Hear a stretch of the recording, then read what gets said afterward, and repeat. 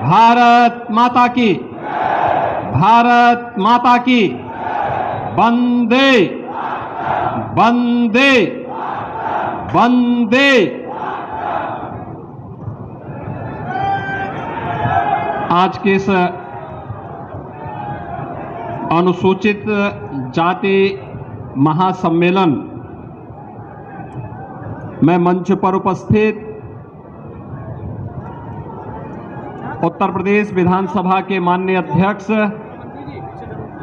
माननीय श्री सतीश महाना जी, भारतीय जनता पार्टी के कर्मठ और लोकप्रिय प्रदेश अध्यक्ष चौधरी भूपेंद्र सिंह जी, केंद्रीय मंत्री माननीय भानु प्रताप वर्मा जी, क्षेत्रीय अध्यक्ष भारतीय जनता पार्टी श्री प्रकाश पाल जी,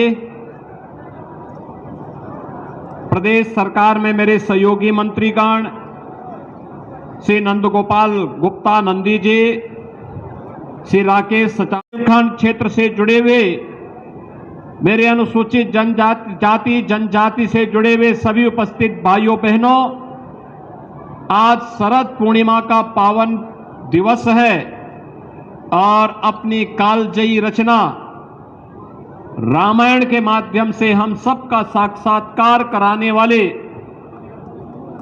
त्रिलोकदर्शी ऋषि महर्षि वाल्मीकि की पावन जयंती भी।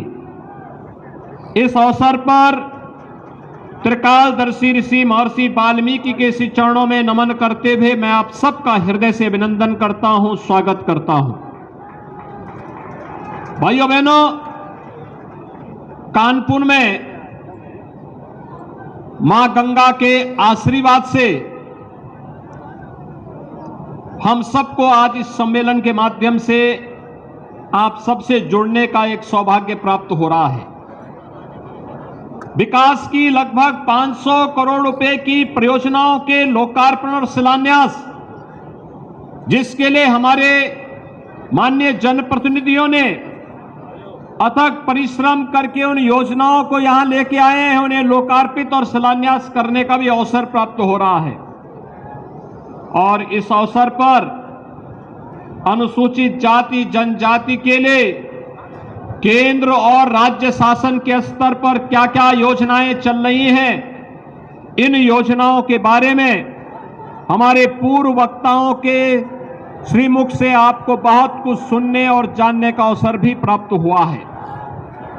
भाइयों बहनों, हम सब जानते हैं समाज के मार्गदर्शन के लिए जब भी आवश्यकता पड़ी, ये समाज समरस समाज के रूप में बिना भेदभाव के उत्तर से दक्षिण, पूरब से पश्चिम एक भाव और भंगिमा के साथ कार्य करता रहा है। अतीत के किसी कालखंड से लेकर के आधुनिक काल तक ऐसे अनेक उदाहरण हैं जब अनुसूचित समाज ने समाज का मार्गदर्शन किया, उनको नेतृत्व दिया, समाज की आवश्यकता के अनुरूप परिश्रम और पुरुषार्थ से कभी पीछे नहीं हटे और अपने हर कार्य को परिणाम के साथ जोड़ते हुए समाज को एक नई दिशा में अग्रसर करने का कार्य किया। आज पावन पर्व है जब हमें महर्षि वाल्मीकि जी की इस पावन जयंती के कार्यक्रम के साथ अपने अनुसूचित समाज से जुड़े हुए बंधुओं के साथ इस महापंचायत के माध्यम से संवाद करने का अवसर प्राप्त हो रहा है। भाइयों बहनों, आज एक और महर्षि वाल्मीकि की पावन जयंती और दूसरी ओर आज हर देव मंदिर में अखंड रामायण का पाठ भी हो रहा है महर्षि वाल्मीकि जयंती के अवसर पर, और सरकार स्वयं इसमें भागीदार बन रही है। याद करिए, क्या पहले महर्षि वाल्मीकि की जयंती के अवसर पर रामायण का पाठ हो पाता था क्या? पिछली सरकारें घबराती थी क्योंकि उन्हें महर्षि वाल्मीकि के में, भगवान वेदव्यास में, बाबा साहब भीमराव अम्बेडकर में, संत रविदास में उनको ये लगता था कि अगर हम इन्हें महिमामंडित करेंगे तो कहीं उनका वोट बैंक न खिसक जाए, और इसके भय से इन महापुरुषों की जयंती ही नहीं मनाते थे, उनके नाम पर कोई कार्यक्रम नहीं होने देते थे। इन महापुरुषों के नाम पर जो पहले से बने हुए स्मारक थे, भवन थे, उनको हटाने का कार्य पिछली सरकारें करती थी। लेकिन आज सरकार ने इस बात को तय किया, ये डबल इंजन की सरकार है। प्रधानमंत्री मोदी जी के नेतृत्व में, उनकी लीडरशिप में आज एक तरफ बाबा साहब भीमराव अंबेडकर से जुड़े हुए पंच तीर्थों के विकास का कार्यक्रम प्रभावी ढंग से आगे बढ़ाने का कार्य हो रहा है, तो दूसरी ओर महर्षि वाल्मीकि के प्रति पूरी श्रद्धा और सम्मान का भाव व्यक्त करते हुए उनके पावन जयंती के अवसर पर हर देव मंदिरों में अखंड रामायण के पाठ के साथ सरकार कार्यक्रम को आगे बढ़ा रही है।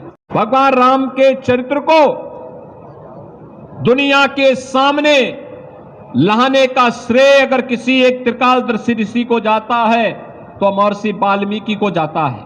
याद करिए, महर्षि वाल्मीकि, उन्होंने जो रामायण लिखा वही रामायण के अलग अलग संस्करण के रूप में अलग अलग कालखंडों में फिर सामने आई, और आज इसी का परिणाम है अयोध्या में भगवान श्री राम के भव्य मंदिर के निर्माण का मार्ग भी प्रशस्त हो रहा है। भाइयों बहनों, कौन ऐसा भारतीय होगा जो महर्षि वाल्मीकि पर, संत रविदास पर, बाबा साहब भीमराव अंबेडकर के योगदान के प्रति कृतज्ञता ज्ञापित न कर सकता हो? हर भारतीय को करना चाहिए, हर भारतीय करता है, और उनके प्रति कृतज्ञता ज्ञापित करते हुए अपनी सामाजिक और राष्ट्रीय एकता को मजबूती प्रदान करने का कार्य भी करता है। भाइयों बहनों, आज उसी परंपरा का निर्वहन करने के लिए हम लोग कानपुर के माध्यम से एक बार फिर से जोड़ने के लिए आए हैं। मैं आज के इस अवसर पर आपसे यही कहना चाहता हूं, पिछली सरकारें आपको, समाज को जाति के नाम पर बांटती थी, क्षेत्र के आधार पर बांटती थी, भाषाई आधार पर सामाजिक ताने बाने को छिन्न भिन्न करने का कार्य करती थी। लेकिन डबल इंजन की भारतीय जनता पार्टी की सरकार आज प्रधानमंत्री मोदी जी के नेतृत्व में सबका साथ और सबके विकास के अपने मंत्र के साथ शासन की योजनाओं को प्रभावी ढंग से हर तबके को देने का कार्य कर रही है। तो विकास की योजनाओं को भी बिना भेदभाव के समाज के प्रत्येक तबके को देने का कार्य कर रही है। उत्तर प्रदेश में केंद्र और राज्य शासन के स्तर पर पिछले 6 वर्ष के अंदर जहां 3.25 करोड़ गरीबों के शौचालय बने, वहीं 55 लाख गरीबों के लिए एक आवास देने का कार्य भी हुआ है। 1,54,00,000 से अधिक परिवारों को, भाइयों बहनों, 1,54,00,000 परिवारों को फ्री में बिजली के कनेक्शन मिले, तो 1,75,00,000 परिवारों को फ्री में उन्हें रसोई गैस के कनेक्शन उपलब्ध करवाने के कार्य भी हुए हैं। याद करिए, कोरोना कालखंड में फ्री में राशन और भरण पोषण भत्ता देने का कार्य भी और फ्री में वैक्सीन देने का काम भी डबल इंजन की सरकार ने बिना भेदभाव के और गरीब तक पहुंचाने का कार्य किया। दुनिया के अंदर कहीं भी कोरोना प्रबंधन का यह उदाहरण प्रस्तुत नहीं हुआ। आज सरकार अनेक कार्यक्रम चला रही है और मुझे प्रसन्नता हो रही है जब महर्षि वाल्मीकि जी की पावन जयंती के अवसर पर हम संवाद बना रहे हैं। प्रदेश सरकार ने तय किया है कि जितने भी सफाई कर्मचारी होंगे, इन सफाई कर्मचारियों को न्यूनतम वेतन देने की गारंटी सरकार देगी। मुख्य सचिव के नेतृत्व में हम लोगों ने कमेटी का गठन कर दिया है और हमने कहा समय से रिपोर्ट दो, कोई उनका शोषण न करने पाए, इसकी पुख्ता व्यवस्था की जाए। भाइयों बहनों, आज आप शासन की योजनाओं को हर गरीब तक बिना भेदभाव के पहुंचते हुए देख सकते हैं। हर दलित, हर वंचित योजनाओं का लाभ पाता हुआ देख सकता है। आज समाज के अंदर हम लोग देख सकते हैं कैसे योजनाओं का लाभ प्रभावी ढंग से उन लोगों तक पहुंचाने के लिए सरकार के स्तर पर किए गए प्रयास आज उन तक देखने को मिल रहे हैं। आपने इन चीजों को अनुभव किया होगा। 2017 के पहले प्रदेश के अंदर अनुसूचित जाति जनजाति के उत्पीड़न की घटनाओं को जिस तरीके से नजरअंदाज किया जाता था, आज देख रहे होंगे कि उन सभी गरीबों को, वंचितों को, अनुसूचित जाति और जनजाति से जुड़े हुए लोगों को उनका अधिकार देने का कार्य किया जा रहा है। कोई उनके सम्मान के साथ खिलवाड़ न करने पाए, इसके लिए सरकार के स्तर पर प्रयास किए गए हैं और सरकार के इसी प्रयास का परिणाम है कि आजादी के बाद जो विकसित पड़े हुए थे, जिन लोगों तक शासन की योजनाएं नहीं पहुंच पाई थी, ऐसे बनटांगिया समाज से जुड़े हुए लोगों को राजस्व गांव का दर्जा देकर के समाज और राष्ट्र की मुख्य धारा के साथ जोड़ा गया। चेरो हो, थारू है, मुसहर है, बनवासी है, बुक्सा है, ये जितनी भी जनजातियां थी, अनुसूचित जाति से जुड़ी हुई जातियां थी, जिनको शासन की योजनाओं के साथ 70 वर्षों में नहीं जोड़ा गया था, उन लोगों को योजनाओं के साथ जोड़ने का कार्य किया गया। उन्हें मान्यता दी गई। पहली बार गत पंचायत चुनाव में उनको अपने प्रधान चुनने का अवसर प्राप्त हुआ और शासन कहता ही नहीं, ये डबल इंजन की सरकार करके दिखाई भी है। याद करिए, 1 वर्ष पहले यही कानपुर देहात जनपद में, तब मैं यहां आया था, कानपुर में स्पीकर महोदय भी, पचौरी जी भी, मैथानी जी भी, हमारे विधायकगण मौजूद थे और कानपुर देहात में वहां के माननीय सांसद श्री भोले जी और वहां के माननीय विधायकगण मौजूद थे। जब यात्रा से आ रहे 35 परिवारों के घर ट्रॉली दुर्घटना में, ट्रॉली ट्रैक्टर की दुर्घटना में उजड़ गए थे। परिवार अनाथ हो गए थे। उनके सामने जीवन का संकट खड़ा हो गया था और तब मैं स्वयं आया था। मैंने कानपुर और कानपुर देहात दोनों जगह का दौरा किया था। उनके लिए पूरी एक टाउनशिप बसा दी गई है, उनके लिए एक एक मकान दे गए हैं। याद करिए, इन गरीबों के लिए जिनका मकान न हो, उसके लिए एक मकान मिल जाए सिर ढकने के लिए, वही दुनिया है। एक गरीब जिसके पास अपना शौचालय नहीं, उसको शौचालय मिल जाए, वही उसके लिए दुनिया है।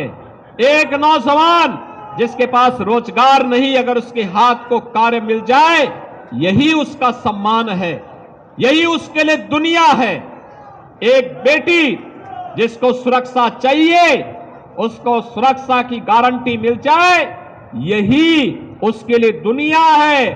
और भाइयों बहनों, एक वंचित, एक गरीब, एक दलित जो सम्मान जिसको प्राप्त नहीं हो रहा था, अगर उसे शासन और समाज मिलकर के सम्मान के साथ आगे बढ़ने के लिए एक अवसर देता है, तो उसके लिए दुनिया की सारी खुशियां उसको प्राप्त हो जाती हुई दिखाई देती हैं। और आज ये डबल इंजन की सरकार इसी को ध्यान में रख करके अपने कार्यक्रमों को आगे बढ़ाने का कार्य कर रही है। भाइयों बहनों, इन्हीं योजनाओं को लेकर के हम आज आगे बढ़ करके कार्य कर रहे हैं और इसका लाभ आपने आज देखा होगा। वेदाभ्यास के नाम पर बसाया गया यह टाउनशिप, जो 1 वर्ष पहले उजड़ गए थे, उन लोगों को आज फिर से अपने घर प्राप्त हो चुके हैं। उन चेहरों की मुस्कान को देख करके आप अंदाजा लगा सकते हैं कि वे चेहरे भी आज इस बात को मानते हैं कि देखिए, हो सकता है आपदा की चपेट में, किसी एक्सीडेंट की चपेट में उनके परिवार आ गए थे और सरकार वही जो संकट में आपके साथ खड़ी हो सकती हो। ये डबल इंजन की सरकार संकट में खड़ी होने वाली सरकार है। ये सरकार वो नहीं जो वोट के लिए इस्तेमाल करती हो और उसके बाद भूल जाती हो। पहले यही होता था, 17 के पहले वोट बैंक के रूप में जाति के नाम पर अपने परिवार को बढ़ावा देने का कार्य होता था। समाज के सामाजिक ताने बाने को छिन्न भिन्न करने का प्रयास होता था। लेकिन आज सामाजिक ताने बाने को छिन्न भिन्न करने नहीं, बल्कि समाज की मुख्य धारा के साथ जोड़ करके प्रधानमंत्री मोदी जी के मंत्र सबका साथ और सबके विकास के भाव के साथ जोड़ने के लिए भारतीय जनता पार्टी एक समरस समाज के निर्माण की कार्रवाई को आगे बढ़ा रहा है। भाइयों बहनों, आपके लिए इससे बड़ी प्रसन्नता का विषय क्या हो सकता है कि लगभग 1.5 वर्ष पहले इसी कानपुर नगर में पुलिस कमिश्नर के रूप में सीएम अरुण जी अपनी सेवा दे रहे थे और आज वह कन्नौज से विधायक भी हैं और साथ साथ उत्तर प्रदेश सरकार में समाज कल्याण विभाग के मंत्री भी हैं। आपने देखा होगा बदलते हुए भारतीय जनता पार्टी कैसे एक एक व्यक्ति का हाथ पकड़ करके आगे बढ़ाने का कार्य कर रहे हैं। 1.5 वर्ष पहले राहुल बच्चा सोनकर यहां घूमता था, आज विधायक है। आज आप देख रहे होंगे राहुल बच्चा सोनकर के पिता श्री राम जन्मभूमि आंदोलन के दौरान शहीद हो गए थे और उस समय ऐसा लगता था, लोग ये मानते थे परिवार अनाथ हो गया, लेकिन ये भारतीय जनता पार्टी है, किसी को अनाथ नहीं होने देती है, उसके साथ खड़ी होती है, पूरी मजबूती के साथ खड़ी होती है। जब हम एक बार हाथ पकड़ते हैं तो भाइयों बहनों फिर हाथ छोड़ते नहीं हैं, उन्हें सम्मान के साथ आगे बढ़ाने का कार्य भी करते हैं।